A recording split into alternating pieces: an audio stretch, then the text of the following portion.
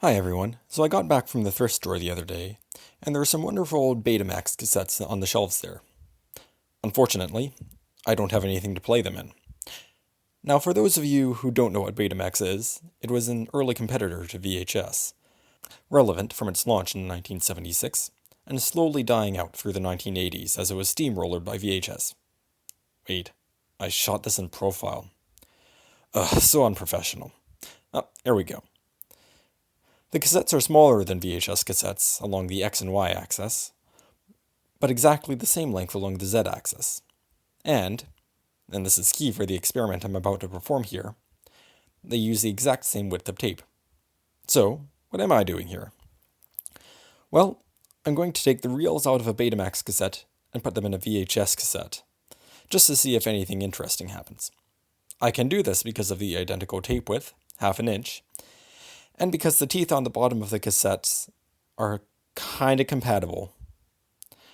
The film I'm going to be using as the donor cassette on the VHS end is the utterly forgettable 2001 action film Epoch, which has 16%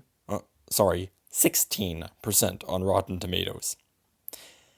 At the Betamax end, I'm going to be using the tape from the far superior 1985 romantic drama Out of Africa. So, to open up a VHS cassette is very simple. You just undo a whole bunch of screws, usually using a Phillips screwdriver, and then just slip the top off. It's really quite simple. It still takes a bit of time, though. Well, this is awkward. Did you catch the game last night? That local sports team really scored some points, didn't they? Yeah, let's put this in fast forward. Opening up a Betamax cassette is a bit more difficult. There are only 4 screws, still usually Phillips, but you do have to push down on a button on the side to allow the lid to lift off from the rest of the shell. As an aside, you should only do this with tapes that you're ready to part with. Otherwise, you risk at the very best having a tape that will have bursts of static, and at worst will ruin your VCR. Let's speed this up a bit again. So, with the Betamax and VHS reels out of their respective cassettes, now it's time to put the Betamax reels in the VHS cassette. Even after the tape is pulled taut, the reels move around a little, but they still manage to stay roughly where they should. One noteworthy difference between the two reels is the metallic tape lead on the Betamax reels, as opposed to the clear plastic lead on the VHS reels. I'm not really sure why Betamax did things this way, but, they did it. It's important to make sure that the springs and rollers in the VHS cassette remain in place while fiddling about.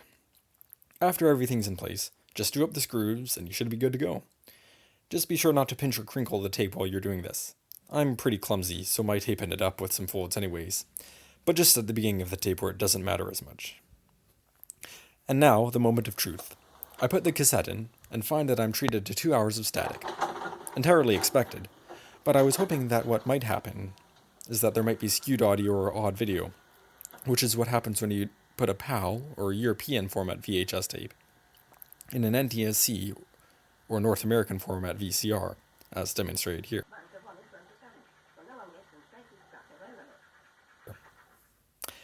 But, alas, no success. If you had fun watching this little experiment, give a like and subscribe. I might make stuff like this in the future, I don't know. If I do, catch you next time.